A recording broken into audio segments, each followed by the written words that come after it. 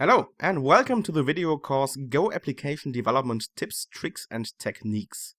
My name is Martin Helmich and I'm going to be the one guiding you through this course. I'm from Germany and I work as a systems architect at an IT service provider.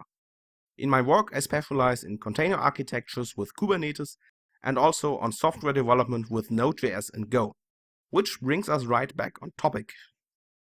Let's start with a short overview on what this course is going to cover.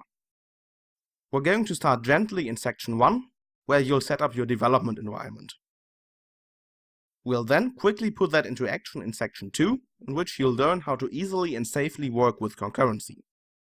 After that, we'll have a look at data marshalling and unmarshalling in section 3.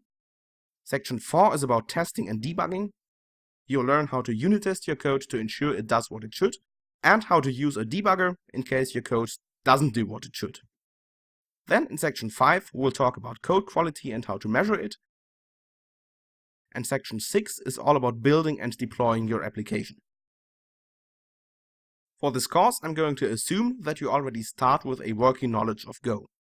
You do not need to know all the details, but I will assume that you know the syntax of Go and have a basic understanding of paradigms like interfaces and concurrency.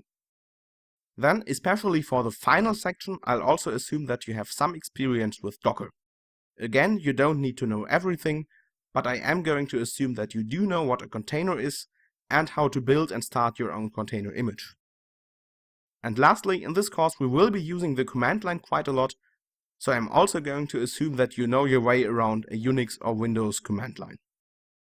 Besides knowledge, there's also some software that you're going to need for this course, and this should go without saying, but you do need Go for a Go video course. For installation instructions specific to your operating system, have a look at the installation instructions linked on the screen. And also, you will be needing some kind of text editor. Most people have their one true code editor that they love above all, so I'm not going to make any recommendations here.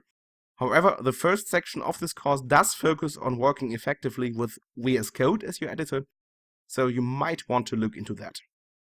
All set? Great! Then let's get started right in the next video. See you there!